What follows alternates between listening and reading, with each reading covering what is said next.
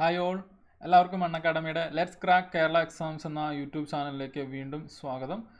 അപ്പം ഇന്ന് നമ്മൾ ഡിസ്കസ് ചെയ്യാൻ പോകുന്നത് ഞാൻ ഇതിനു മുമ്പ് ഒരു സെഷനിൽ ഡിസ്കസ് ചെയ്ത പോലെ തന്നെ LDCയുടെ പ്രീവിയസ് ഇയർ ക്വസ്റ്റ്യൻസ് ആണ്. അപ്പം ഞാൻ ഇതിനു മുമ്പത്തെ സെഷനിൽ ഡിസ്കസ് ചെയ്തത് 2017 ചോദ്യങ്ങളാണ്. ഇന്ന് ഞാൻ എടുത്തിട്ടുള്ളത് 2013 കുറച്ച് ചോദ്യങ്ങളാണ്. 2017 2-3 ജില്ലകൾക്ക് ഒരുമിച്ചായിരുന്നു എക്സാം, അതുകൊണ്ട് തന്നെ ക്വസ്റ്റ്യൻസ് കുറച്ച് കുറവായിരുന്നു. പക്ഷേ 2013 14 ജില്ലയ്ക്കും 14 എക്സാം ആയിരുന്നു. അതുകൊണ്ട് ചോദ്യങ്ങൾ കൂടുതലുണ്ട്. അപ്പോൾ നമുക്ക് 2-3 സെഷനും കൊണ്ടായിരിക്കും ചിലപ്പോൾ അത് എടുക്കാൻ പറ്റുക. അപ്പോൾ എനിവേ നമുക്ക് ഇന്നത്തെ സെഷനിൽ 2013 2-3 ജില്ലകൾക്ക് ചോദിച്ച ചോദ്യങ്ങൾ നമുക്ക് നോക്കാം. അപ്പോൾ ചോദ്യങ്ങൾ കൊണ്ടുവരുന്നത് എന്തുമാത്രം ഇമ്പോർട്ടൻസ് കൊടുത്ത് എന്തൊക്കെ പഠിക്കണം എന്നുള്ളതാണ് ഒന്ന് മനസ്സിലാക്കാൻ വേണ്ടിയിട്ടാണ്. ഓക്കെ, ജസ്റ്റ് ഞാനൊരു 1 മിനിറ്റ് അക്കാഡമിയുടെ കാര്യങ്ങൾ ജസ്റ്റ് ഒന്ന് പറയാം. അപ്പോൾ ഞാൻ ആഷിഖ് മുഹമ്മദ്, ഞാൻ MG യൂണിവേഴ്സിറ്റി എന്നുള്ള ഒരു BTech ഗ്രാജുവേറ്റ് ആണ്. കൂടാതെ കേരള PSC എക്സാംസിന് ട്രെയിനിങ് നൽകുന്നുണ്ട്. ശ്രദ്ധിക്കുക, നിങ്ങൾ അക്കാഡമിയുടെ പ്ലാറ്റ്ഫോം ശ്രദ്ധിക്കുകയാണെങ്കിൽ അക്കാഡമിയുടെ പ്ലാറ്റ്ഫോമിൽ ലഭിക്കുന്ന കോഴ്സുകളെ നമുക്ക് യൂട്യൂബ് സെഷനിൽ ഒന്ന് ക്ലാസിഫൈ ചെയ്യാം. മറ്റൊന്ന് സ്പെഷ്യൽ ക്ലാസ്സുകളാണ് അക്കാഡമിയുടെ ആപ്പിൽ അല്ലെങ്കിൽ വെബ്സൈറ്റിൽ ലഭിക്കുന്നത്. കൂടാതെ പ്ലസ് കാറ്റഗറി കോഴ്സുകളുണ്ട്. അപ്പോൾ ഈ യൂട്യൂബ് സെഷൻസും സ്പെഷ്യൽ ക്ലാസ്സുകളും ആക്ച്വലി നിങ്ങൾക്ക് ഫ്രീ ആയിട്ട് ലഭിക്കുന്നതാണ്. ഈ സ്പെഷ്യൽ ക്ലാസ്സുകൾ എന്ന് പറയുന്നത് സ്ട്രാറ്റജി ക്ലാസ്സുകളാണ്, അല്ലെങ്കിൽ ബ്രില്യൻ്റ് ആയിട്ടുള്ള ഒരു എഡ്യൂക്കേറ്ററിൻ്റെ കണ്ടൻറ്റാണ് സ്പെഷ്യൽ ക്ലാസ്സുകളിൽ വരുന്നത്. കാരണം ഒരു എഡ്യൂക്കേറ്ററിൻ്റെ ഈ ഒരു പ്ലാറ്റ്ഫോമിലെ എക്സിസ്റ്റൻസ് പോലും തീരുമാനിക്കുന്നത് ഈ സ്പെഷ്യൽ ക്ലാസ്സുകളായിരിക്കും. അതുകൊണ്ട് തന്നെ വളരെ ബ്രില്യൻ്റ് ആയിട്ടുള്ള കണ്ടൻറ്റുകളാണ് സ്പെഷ്യൽ ക്ലാസ്സുകൾ വഴി നിങ്ങൾക്ക് ലഭിക്കുക. ഇനി പ്ലസ് കാറ്റഗറി കോഴ്സുകളാണെങ്കിൽ ശ്രദ്ധിക്കുക, നമുക്കൊരു സ്ഥാപനത്തിൽ പോകുമ്പോൾ നമുക്കൊരു കോഴ്സ് ഫുള്ളായിട്ട് ചെയ്യാൻ പറ്റും. അതായത് ഇപ്പോൾ LDCക്ക് പോകുന്നെങ്കിൽ LDC ഫുള്ളായിട്ട് ചെയ്യാൻ പറ്റും, അല്ലെങ്കിൽ ഇതൊരു സബ്ജക്റ്റ് ഫുള്ളായിട്ട് നമുക്ക് എടുത്ത് കിട്ടുന്നു എന്ന് പറയുന്ന പോലെയുള്ളതാണ് റെഗുലർ കോഴ്സുകളാണ് ഈ പ്ലസ് കാറ്റഗറി കോഴ്സുകളിൽ വരുന്നത്. അപ്പോൾ പ്ലസ് കാറ്റഗറി കോഴ്സ് വരുമ്പം ഒരു ചെറിയ ഫീസ് അക്കാഡമി ചാർജ് ചെയ്യുന്നുണ്ട്, വളരെ മാർജിനൽ ആയിട്ടുള്ള ഫീസാണ്. അപ്പോൾ ആ ഫീസിൻ്റെ കാര്യങ്ങൾ ഇവിടെ കൊടുത്തിട്ടുണ്ട്. അപ്പോൾ എപ്പോഴും ഒരു 1 ഇയർ അല്ലെങ്കിൽ 2 ഇയർ പ്ലാനാണ് റെക്കമെൻഡ് ചെയ്യുന്നത്. അപ്പോൾ നിങ്ങൾ അക്കാഡമിയുടെ സ്പെഷ്യൽ ക്ലാസ്സുകൾ അല്ലെങ്കിൽ ഫ്രീ കോഴ്സുകൾ കാണുക, എന്നിട്ട് നിങ്ങൾക്ക് ഇൻട്രസ്റ്റഡ് ആണെങ്കിൽ മാത്രം നിങ്ങൾ ജോയിൻ ചെയ്യുക. അപ്പോൾ അങ്ങനെ ഒരു സബ്സ്ക്രിപ്ഷൻ നിങ്ങൾക്ക് എടുക്കണമെങ്കിൽ നിങ്ങൾ ആപ്പിലോ വെബ്സൈറ്റിലോ പോവുക. 1 ടൈമായിട്ട് ഈ പൈസ അടയ്ക്കാൻ പറ്റുന്നില്ലെങ്കിൽ EMI ഓപ്ഷൻസ് ഉണ്ട്.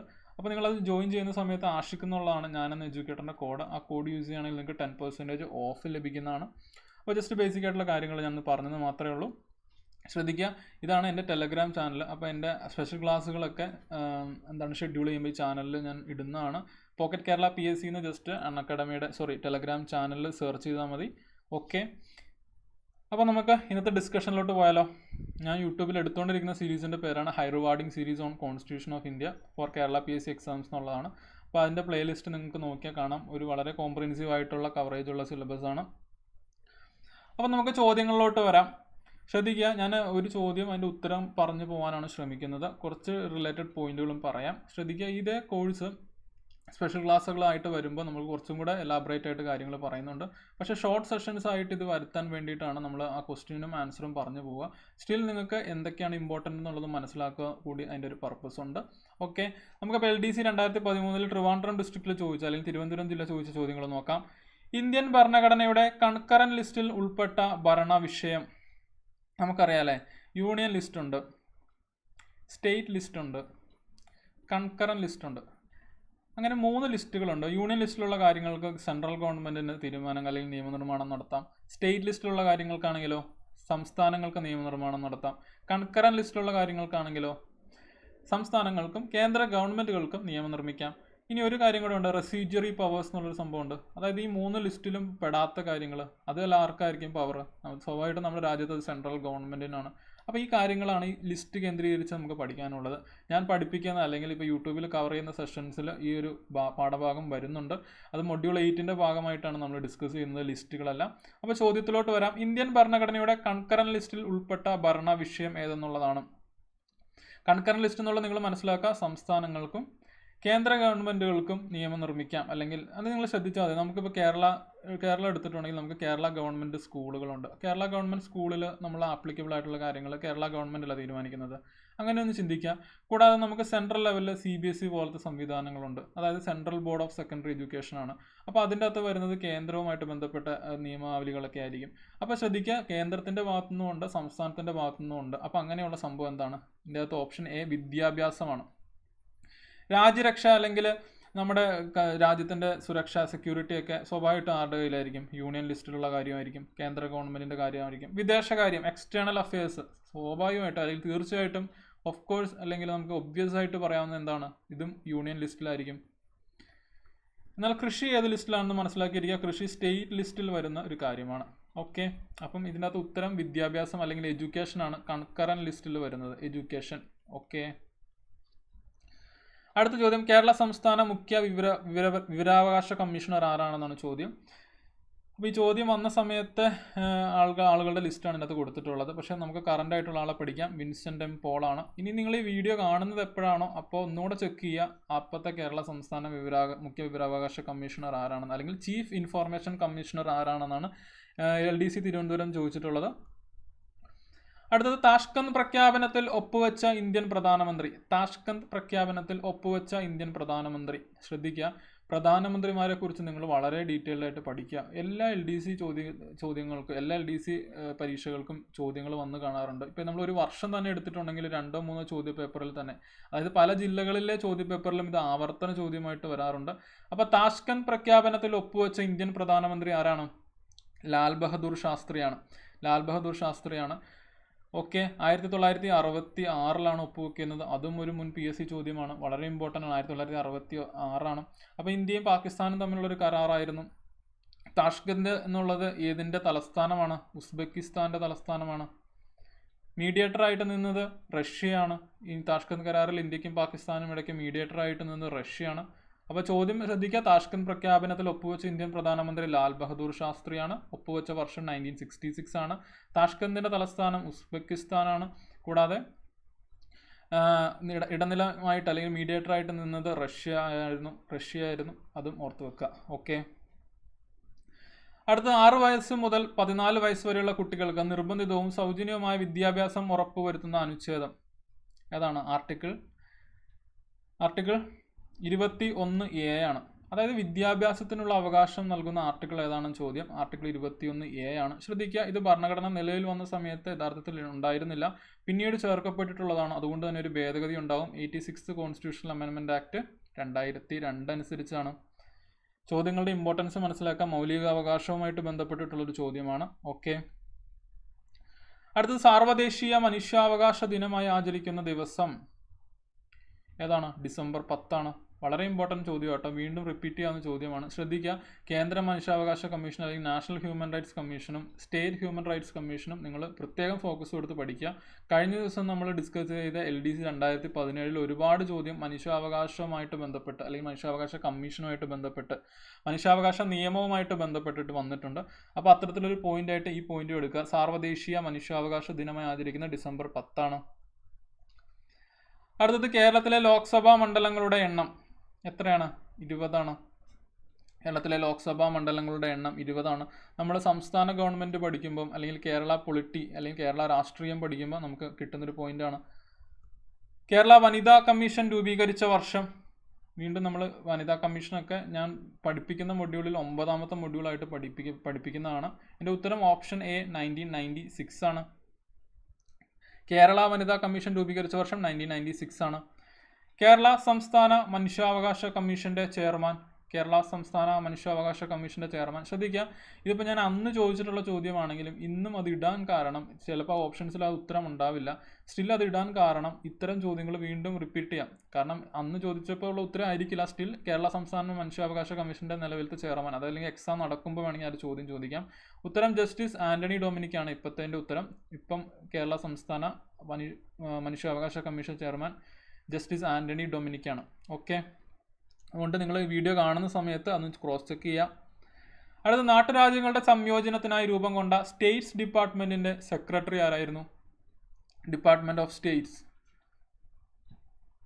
ആരായിരുന്നു?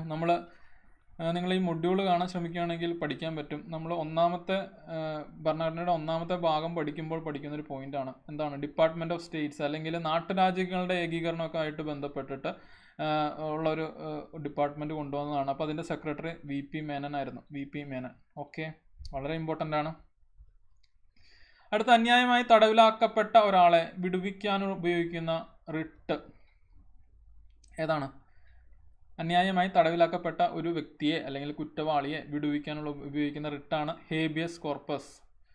ഓർത്തിരിക്കുക. ശ്രദ്ധിക്കുക, ആർട്ടിക്കിൾ 32 പ്രകാരം നമുക്ക് ഭരണഘടന നൽകുന്ന ഒരു മൗലിക അവകാശമാണ്. എന്താണ് മൗലിക അവകാശം? നമ്മുടെ അതിനു മുമ്പ് ഭരണഘടനയിൽ പറയുന്ന ഏതെങ്കിലും മൗലിക അവകാശം ലംഘിക്കപ്പെടുകയാണെങ്കിൽ നമുക്ക് സുപ്രീം കോടതിയോ അല്ലെങ്കിൽ ഹൈക്കോടതിയോ ഡയറക്റ്റ്ലി അപ്രോച്ച് ചെയ്യാം എന്നാണ് പറയുന്നത്. അതായത് നമ്മുടെ മൗലിക അവകാശം ലംഘിക്കപ്പെടുന്ന ഒരു സാഹചര്യം ഉണ്ടെങ്കിൽ നമുക്ക് സുപ്രീം കോടതിയിൽ വരെ നേരിട്ട് പോകാം, അതല്ലെങ്കിൽ ഹൈക്കോടതിയിലോ പോകാം. അപ്പോൾ അങ്ങനെ സുപ്രീം കോടതിയും ഹൈക്കോടതിയിലൊക്കെ നമ്മൾ പോകുമ്പോൾ അവർ അതിന് പ്രതിവിധി നൽകുന്നത് അല്ലെങ്കിൽ പരിഹാരം പറയുന്നത് ഈ റിട്ടുകളിലൂടെയാണ്. റിട്ട് എന്ന് പറഞ്ഞ കൽപ്പനകളാണ്. അപ്പോൾ അങ്ങനെ 5 തരം കൽപ്പനകളാണ് നമ്മുടെ ഭരണഘടനയിൽ പറയുന്നത്. മുൻ ചോദ്യമാണ്, how many kinds of writs are mentioned in Indian constitution? 5 തരം റിട്ടാണ്. അതിൽ 4 ഓൾറെഡി ഇവിടെ പറഞ്ഞിട്ടുണ്ട്. ഹേബിയസ് കോർപ്പസ് എന്ന് പറഞ്ഞിട്ടുണ്ടെങ്കിൽ അന്യായമായി തടവിലാക്കപ്പെട്ട വ്യക്തി അല്ലെങ്കിൽ കുറ്റവാളിയെ കോടതിയുടെ മുന്നിൽ ഹാജരാക്കുക. മാൻഡമസ് എന്ന് പറഞ്ഞാൽ വി കമാൻഡ് എന്നാണ് അർത്ഥം വരുന്നത്. അതായത് ഇപ്പോൾ ഒരു കീഴ്ക്കോടതിയോടോ അല്ലെങ്കിൽ ഒരു സർക്കാർ ഉദ്യോഗസ്ഥനോടോ തന്നിൽ അർപ്പിതമായ കാര്യങ്ങൾ ചെയ്യാൻ കൽപ്പിക്കുന്നു. കോ വാറണ്ടോ എന്ന് പറഞ്ഞാൽ ബൈ വാട്ട് അതോറിറ്റിയാണ്.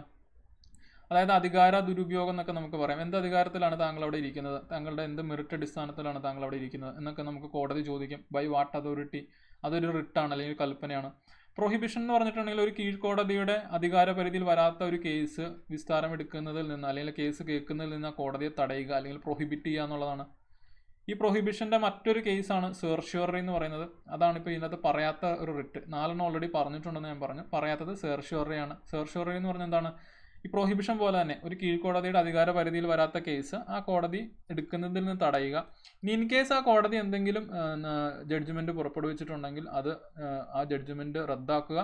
കൂടാതെ ആ കേസിനെ ഒരു മേൽക്കോടതിയിലോട്ട് റെഫർ ചെയ്യുക. അപ്പോൾ അതാണ് സെർഷ്യോറി എന്ന് പറയുന്നത് 5ാമത്തെ റിട്ട്. അപ്പോൾ അങ്ങനെ 5 റിട്ടുകളാണ് അല്ലെങ്കിൽ 5 കൽപ്പനകളാണ് നമ്മുടെ ഭരണഘടനയിൽ പറയുന്നത്. അടുത്ത 1956 നിലവിൽ വന്ന സംസ്ഥാനങ്ങളിൽ ഉൾപ്പെടാത്തത് ഏതാണ്? ഹിമാചൽ പ്രദേശാണ്.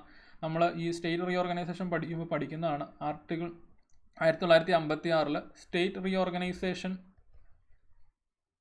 ആക്ട് പ്രകാരം 14 സംസ്ഥാനങ്ങളും 6 യൂണിയൻ ടെറിട്ടറീസുമാണ് ഉണ്ടാകുന്നത്. അത് നമ്മുടെ കേരളം ഉണ്ടെന്ന് നമുക്കറിയാം. പക്ഷേ ഈ പറഞ്ഞ ലിസ്റ്റിൽ ഇല്ലാത്തത് ഏതാണെന്ന ചോദ്യം, ഉത്തരം ഹിമാചൽ പ്രദേശാണ്. സ്റ്റേറ്റ് റീഓർഗനൈസേഷൻ ആക്ട് 1956 ആണ്. അത് പ്രകാരം 14 സംസ്ഥാനങ്ങളും 6 കേന്ദ്രഭരണ പ്രദേശങ്ങളുമാണ് രൂപീകരിക്കപ്പെടുന്നത്. ഓക്കെ, അപ്പോൾ അതും ക്ലിയർ ആയെന്ന് വിചാരിക്കുന്നു. അടുത്തത് റെഗുലേറ്റിംഗ് ആക്ട് ഇന്ത്യയിൽ നടപ്പിലാക്കിയത് ആരുടെ ഭരണകാലത്താണ്? റെഗുലേറ്റിംഗ് ആക്ടിൻ്റെ വർഷം ഏതാണ്? 1773 ആണ്. ആരുടെ കാലത്താണ്? വാറൻ ഹേസ്റ്റിങ്സ് ആണ്. അപ്പോൾ വളരെ ഇമ്പോർട്ടൻ്റ് ആണ്. നമ്മൾ മൊഡ്യൂൾ 1 ആയിട്ട് ഞാൻ കൊടുത്തിട്ടുള്ള സിലബസിൽ നിങ്ങൾ പഠിക്കുകയാണെങ്കിൽ റെഗുലേറ്റിംഗ് ആക്ട് ഞാൻ എൻ്റെ അടുത്ത് മെൻഷൻ ചെയ്തിട്ടുണ്ട്. സിലബസ് ഞാൻ ആക്ച്വലി ഈ ഷോർട്ട് സെഷൻസിൻ്റെ ഫസ്റ്റ് സെഷനായിട്ട് സിലബസ് ഡിസ്കസ് ചെയ്തിട്ടുണ്ട്. അപ്പോൾ ആ മൊഡ്യൂൾ വെച്ചിട്ട് അല്ലെങ്കിൽ ആ സിലബസ് വെച്ചിട്ടാണ് നിങ്ങൾ പഠിക്കുന്നതെങ്കിൽ തീർച്ചയായിട്ടും ഈ ക്വസ്റ്റ്യൻ കിട്ടേണ്ടതാണ്. ഇനി അതല്ലെങ്കിൽ ഞാൻ ഇതിൻ്റെ അകത്ത് യൂട്യൂബിൽ ചെയ്യുന്ന ഈ ഒരു സെഷൻസ് എടുത്ത് നോക്കിയാൽ മൊഡ്യൂൾ 1 ആയിട്ട് ഡിസ്കസ് ചെയ്തതിൽ പറഞ്ഞിട്ടുണ്ട് വാറൻ ഹേസ്റ്റിങ്സ് ആണെന്നുള്ളത്. അടുത്ത act for the better government of India ഇന്ത്യയിലെ ഈ സംഭവമായിട്ട് ബന്ധപ്പെട്ടതാണ്. ഏത് സംഭവമാണ്? Act for the better government of India എന്ന് പറഞ്ഞിട്ടുണ്ടെങ്കിൽ ഗവൺമെൻറ് ഓഫ് ഇന്ത്യ ആക്ട് 1858 ആണ്. അപ്പോൾ 1858 മുമ്പ് നടന്നിട്ടുള്ള അല്ലെങ്കിൽ ഇതിനോടനുബന്ധിച്ച് നടന്നിട്ടുള്ള സംഭവം എന്താണ്? 1ാം ഇന്ത്യൻ സ്വാതന്ത്ര്യ സമരം അല്ലെങ്കിൽ first war of Indian independence അല്ലെങ്കിൽ 1887 റിവോൾട്ട് അല്ലെങ്കിൽ സെപ്പോയ് മ്യൂട്ടിനി, ഇങ്ങനെ പല പേരിൽ അറിയപ്പെടുന്നുണ്ട്. സെപ്പോയ് മ്യൂട്ടിനി അല്ലെങ്കിൽ ഷിപ്പായി ലഹള, അല്ലെങ്കിൽ first war of Indian independence ഇംഗ്ലീഷിൽ പറയാം. 1ാം ഇന്ത്യൻ സ്വാതന്ത്ര്യ സമരമാണ് ഇതിൻ്റെ ഉത്തരം. അപ്പോൾ അതുമായിട്ട് ബന്ധപ്പെട്ടിട്ടാണ് act for the better government of India, അതായത് ഗവൺമെൻറ് ഓഫ് ഇന്ത്യ ആക്ട് 1858 വരുന്നത്. ഈ ആക്ടിൻ്റെ പറയുന്ന പേരാണ് act for the better government of India. അപ്പോൾ അത് 1ാം സ്വാതന്ത്ര്യ സമരമായിട്ട് ബന്ധപ്പെട്ട് ഒരുപാട് പ്രശ്നങ്ങൾ ബ്രിട്ടീഷുകാർ നേരിടേണ്ടി വന്നു. അപ്പോൾ അതുകൊണ്ട് എന്താണ് ഇവിടുത്തെ ഗവൺമെൻറ്റിനെ കുറച്ചും കൂടെ സ്ട്രിക്റ്റ് ആക്കണം എന്നുള്ള രീതിയിൽ, അല്ലെങ്കിൽ ബ്രിട്ടീഷ് ഭരണം ഡയറക്റ്റ്ലി ഇന്ത്യയിൽ വരുന്ന ആദ്യത്തെ സമയമാണ്, അല്ലെങ്കിൽ ആദ്യത്തെ ഈ ഒരു ആക്ടോട് കൂടിയാണ് ബ്രിട്ടീഷ് ഗവൺമെൻറ്റിൻ്റെ ഡയറക്റ്റ് ഭരണത്തിൽ ഇന്ത്യ വരുന്നത് അല്ലെങ്കിൽ നമ്മുടെ രാജ്യം വരുന്നത്. അതുകൊണ്ട് വളരെ ഇമ്പോർട്ടൻ്റ് ആയിട്ടുള്ളൊരു ആക്ടാണ്.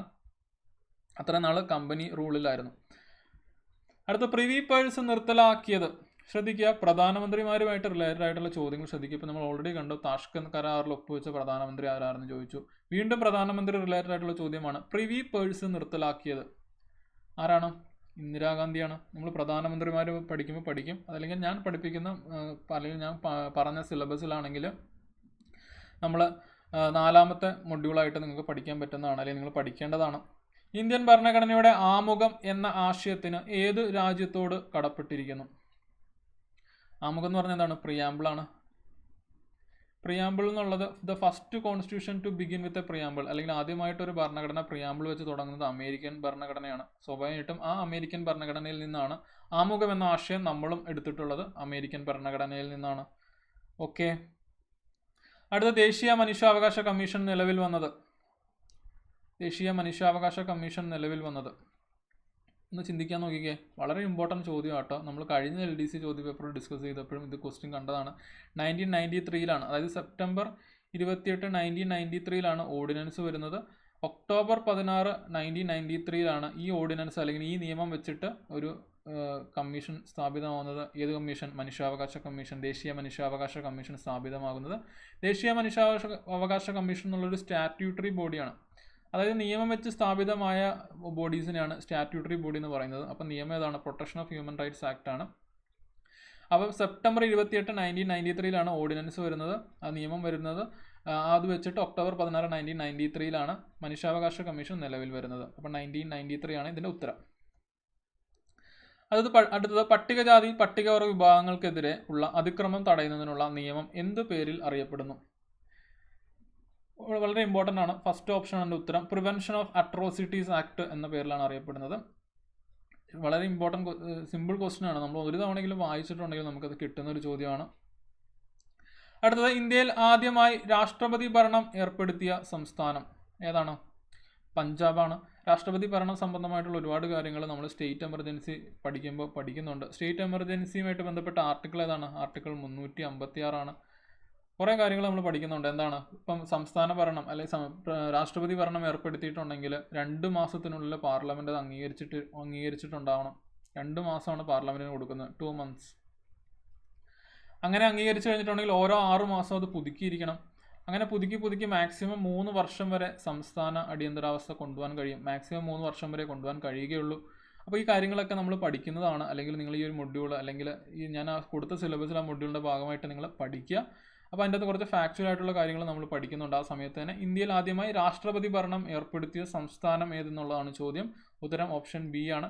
കേരളത്തിലാണെങ്കിൽ 7 തവണയാണ് ഇതുവരെ അത് ആക്കിയിട്ടുള്ളത്, രാഷ്ട്രപതി ഭരണം ആക്കിയിട്ടുള്ളത്. തവണ 7 തവണയാണ് ആക്കിയിട്ടുള്ളത്. അപ്പോൾ വളരെ ഇമ്പോർട്ടൻ്റ് ആണ്.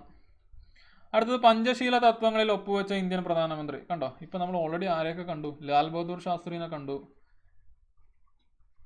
പിന്നെ ആരെ കണ്ടേ? ഇന്ദിരാഗാന്ധിനെ കണ്ടു. പ്രിവി പേഴ്സ് നിർത്തലാക്കിയ പ്രധാനമന്ത്രിനെ കണ്ടു. ലാൽ ബഹദൂർ ശാസ്ത്രി ഇതാണ് താഷ്കന്റ് കരാറുമായിട്ട്. ഇന്ദിരാഗാന്ധി ആയിരുന്നു അടുത്തത് പ്രിവി പേഴ്സുമായിട്ട് ബന്ധപ്പെട്ട്. പ്രിവി പേഴ്സ് എന്ന് പറഞ്ഞിട്ടുണ്ടെങ്കിൽ ഈ നാട്ടുരാജാക്കന്മാർക്ക് കൊടുക്കുന്ന ഒരു പേയ്മെൻ്റ് ആണ്, അത് നിർത്തലാക്കി എന്നുള്ളതാണ്. പഞ്ചശീല തത്വങ്ങളിൽ ഒപ്പുവെച്ച ഇന്ത്യൻ പ്രധാനമന്ത്രി ആരാണ്? ജവഹർലാൽ നെഹ്റു ആണ്. ചൈനീസ് പ്രധാനമന്ത്രിയായിട്ടായിരുന്നു ഒപ്പുവെച്ചിട്ടുണ്ടായിരുന്നത്. അപ്പോൾ അത് വളരെ ഇമ്പോർട്ടൻ്റ് ആണ്. ഒരുപാട് തവണ ചോദിച്ചിട്ടുണ്ട് പഞ്ചശീല തത്വങ്ങളിൽ ഒപ്പുവെച്ച ഇന്ത്യൻ പ്രധാനമന്ത്രി ആരെന്നുള്ളത്. അപ്പോൾ പ്രധാനമന്ത്രിമാർ ഇമ്പോർട്ടൻ്റ് ആണെന്നുള്ളത് ഈ ഒരു ക്വസ്റ്റ്യൻ സീരീസിലൂടെ തന്നെ നിങ്ങൾക്ക് മനസ്സിലാവുമെന്ന് വിചാരിക്കുന്നു. ഇന്ത്യയുടെ ആദ്യത്തെ രാഷ്ട്രപതി ആര്? വളരെ ഈസി ചോദ്യമാണ്. ഇന്ത്യയുടെ ആദ്യത്തെ രാഷ്ട്രപതി ആരാ? ഡോക്ടർ രാജേന്ദ്ര പ്രസാദ് ആണ് ഇന്ത്യയുടെ ആദ്യത്തെ രാഷ്ട്രപതി. ഇന്ത്യയുടെ ആദ്യത്തെ ഉപരാഷ്ട്രപതിയാണ് S. രാധാകൃഷ്ണൻ. അല്ലെങ്കിൽ ഫസ്റ്റ് ചെയർമാൻ ഓഫ് രാജ്യസഭയാണ് S. രാധാകൃഷ്ണൻ. അല്ലെങ്കിൽ ഇന്ത്യയുടെ ആദ്യത്തെ ഉപരാഷ്ട്രപതി. സെയിൽ സിംഗ് എന്നതിൻ്റെ പ്രത്യേകത എന്താണ്? പോക്കറ്റ് വീറ്റോ ഉപയോഗിക്കുന്ന ആദ്യത്തെ രാഷ്ട്രപതി. KR നാരായണൻ്റെ പ്രത്യേകത എന്താണ്? മലയാളിയായിട്ടുള്ള ആദ്യത്തെ ഇന്ത്യൻ രാഷ്ട്രപതി, മലയാളിയായിട്ടുള്ള ആദ്യത്തെ ഇന്ത്യൻ ഉപരാഷ്ട്രപതി. ഇതെല്ലാം KR നാരായണനാണ്. അപ്പോൾ അത് വളരെ ഇമ്പോർട്ടൻ്റ് ആണ്. രാഷ്ട്രപതിമാരുമായിട്ട് റിലേറ്റഡ് ആയിട്ടുള്ള ചോദ്യങ്ങളും വരുന്നുണ്ടെന്ന് മനസ്സിലാക്കുക. ഇന്ത്യയിൽ മൗലിക അവകാശത്തിൽ ഉൾപ്പെടാത്തത് ഏതാണ്? സമത്വത്തിനുള്ള അവകാശം, റൈറ്റ് ടു ഈക്വാളിറ്റി, ആർട്ടിക്കിൾ 14 മുതൽ 18 വരെയാണ്. വിദ്യാഭ്യാസത്തിനുള്ള അവകാശം ആർട്ടിക്കിൾ 21A ആണ്. സ്വത്തിനുള്ള അവകാശം ആർട്ടിക്കിൾ ഉണ്ടോ? മതസ്വാതന്ത്ര്യം ആർട്ടിക്കിൾ 25 മുതൽ 28 വരെയാണ്. അപ്പോൾ നിലവിലില്ലാത്തത് ഓപ്ഷൻ സി ആണ്. സ്വത്തിനുള്ള അവകാശമാണ് നിലവിൽ നമുക്കില്ലാത്ത മൗലിക അവകാശം. സ്വത്തിനുള്ള അവകാശം ഓൾറെഡി ആർട്ടിക്കിൾ 19 ആർട്ടിക്കിൾ 31 പറയുന്നുണ്ടായിരുന്നു. പക്ഷെ നിലവിൽ അതവിടെ പറയുന്നില്ല, അല്ലെങ്കിൽ അത് നമ്മൾ ഡിലീറ്റ് ചെയ്തു. അത് നിലവിൽ സ്വത്തവകാശം ഒരു മൗലിക അവകാശമല്ല. പക്ഷെ നിലവിൽ അത് ഭരണഘടനയിൽ തന്നെ ഉണ്ട്. ആർട്ടിക്കിൾ 300A ആണ് നിലവിൽ സ്വത്തവകാശം കിടക്കുന്നത്. വളരെ ഇമ്പോർട്ടൻ്റ് ആണ്. ഇനി സ്വത്തവകാശം നീക്കം ചെയ്ത ഭേദഗതി കൂടി ഓർത്തിരിക്കുക, വളരെ ഇമ്പോർട്ടൻ്റ് ആണ്. 44th കോൺസ്റ്റിറ്റ്യൂഷണൽ അമെൻമെൻറ്റ് ആക്ട് 1978 അനുസരിച്ചിട്ടാണ് സ്വത്തവകാശത്തെ നീക്കം ചെയ്ത ഭേദഗതി. അപ്പോൾ ഇത്രയും പോയിൻ്റ് ആ ഒരു ക്വസ്റ്റ്യൻ നമ്മൾ എടുത്തിട്ടുണ്ട്. അടുത്തത് ഇന്ത്യൻ ഭരണഘടനാ നിർമ്മാണ സമിതിയുടെ അധ്യക്ഷൻ ആരായിരുന്നു? കോൺസ്റ്റിറ്റ്യൂഷണൽ അസംബ്ലിയുടെ ചെയർമാൻ ആരായിരുന്നു എന്നാണ് ചോദ്യം. ആരാണ്? ഡോക്ടർ രാജേന്ദ്ര പ്രസാദാണ്. ഡോക്ടർ ബി ആർ അംബേദ്കർ ആണ് ഭരണഘടനയുടെ ശില്പി എന്നറിയപ്പെടുന്നത്, അല്ലെങ്കിൽ ഡ്രാഫ്റ്റിംഗ് കമ്മിറ്റിയുടെ ചെയർമാനൊക്കെ ബി ആർ അംബേദ്കർ ആയിരുന്നു. എന്നാൽ ഇന്ത്യൻ ഭരണഘടനാ നിർമ്മാണ സമിതിയുടെ അധ്യക്ഷൻ ഡോക്ടർ രാജേന്ദ്ര പ്രസാദ് ആയിരുന്നു. ഇന്ത്യൻ ലോക്സഭയിലെ ആദ്യ പ്രതിപക്ഷ നേതാവ് ആരാണ്?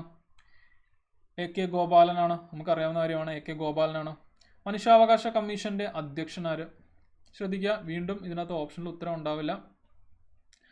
അതായത് ആ ചോദ്യം ചോദിക്കുന്ന കാലഘട്ടത്തിലുള്ള ഉത്തരമായിരിക്കും അതിന് വരുന്നത്. പക്ഷേ ചോദ്യം ഒരേ വർഷത്തെ LDC ചോദ്യപേപ്പറിൽ തന്നെ പല ജില്ലകളിലും റിപ്പീറ്റഡ് ആയിട്ട് ചോദിക്കുന്നുണ്ട്. അതുകൊണ്ട് ഇപ്പോഴും നിങ്ങൾ LDC 2020 പ്രിപ്പയർ ചെയ്യുമ്പോഴും നിങ്ങൾ ഈ ഒരു പോയിന്റ് മനസ്സിലാക്കിയിരിക്കുക. സംസ്ഥാന മനുഷ്യാവകാശ കമ്മീഷൻ അധ്യക്ഷൻ ആരാണ്? ഞാൻ ഓൾറെഡി പറഞ്ഞു, ജസ്റ്റിസ് ആന്റണി ഡൊമിനിക് ആണ്. ഓക്കെ, നിങ്ങളിത് വീഡിയോ കാണുന്ന സമയത്ത്, അല്ലെങ്കിൽ ഇപ്പോൾ LDC എന്തെങ്കിലും കാരണം കൊണ്ട് നീണ്ടുപോയാലും ആ സമയത്തൊക്കെയാണ് ഈ വീഡിയോ കാണുന്നതെങ്കിൽ ഇതൊന്ന് അപ്ഡേറ്റ് ചെയ്യുക. ഓക്കെ, അപ്പോൾ ഇത്തരം ക്വസ്റ്റ്യൻസ് ആണ് നമ്മൾ ഇന്ന് ഡിസ്കസ് ചെയ്തത്. അതായത് LDCയിലെ പ്രീവിയസ് ഇയർ ക്വസ്റ്റ്യനുകളാണ്. ഏത് ഭാഗത്ത് കേന്ദ്രീകരിച്ച് പഠിക്കണം എന്ന് നിങ്ങൾക്ക് മനസ്സിലാക്കാൻ വേണ്ടിയിട്ടാണ്, ഭരണഘടന സംബന്ധമായിട്ട്. അപ്പോൾ ഞാൻ സിലബസ് ഡിസ്കസ് ചെയ്തിട്ടുള്ളൊരു ഷോർട്ട് സെഷൻ ഉണ്ട്, അതും കാണാൻ ശ്രമിക്കുക. കൂടാതെ ഞാൻ യൂട്യൂബിൽ തന്നെ ഈ ലെറ്റ്സ് ക്രാക്ക് കേരള എക്സാംസ് എന്നുള്ള ചാനലിൽ തന്നെ കോംപ്രിഹെൻസീവ് ആയിട്ട് ഈ ഒരു കവറേജ് ചെയ്യുന്നുണ്ട്. ഇവിടെ ഇതാണ് എൻ്റെ ടെലഗ്രാം ചാനൽ. ഈ ചാനൽ ജോയിൻ ചെയ്യുകയാണെങ്കിൽ അക്കാഡമിയുടെ പ്ലാറ്റ്ഫോമിൽ സ്പെഷ്യൽ ക്ലാസ് അല്ലെങ്കിൽ ബാക്കി ക്ലാസ്സുകൾ ഷെഡ്യൂൾ ചെയ്യുമ്പോൾ നിങ്ങൾക്ക് കാണാൻ പറ്റും, അതിൻ്റെ ടൈമിംഗ് അറിയാൻ പറ്റും, നിങ്ങൾക്ക് വന്ന് കാണാൻ പറ്റുന്നതാണ്. ഓക്കെ, അപ്പോൾ നമുക്ക് ഇന്നത്തെ ഡിസ്കഷൻ വൈൻഡപ്പ് ചെയ്യാം. വീണ്ടും കുറച്ച് പ്രീവിയസ് ഇയർ ക്വസ്റ്റ്യൻസുമായിട്ട് വീണ്ടും കാണാം. ഓക്കെ, അപ്പോൾ താങ്ക് യു.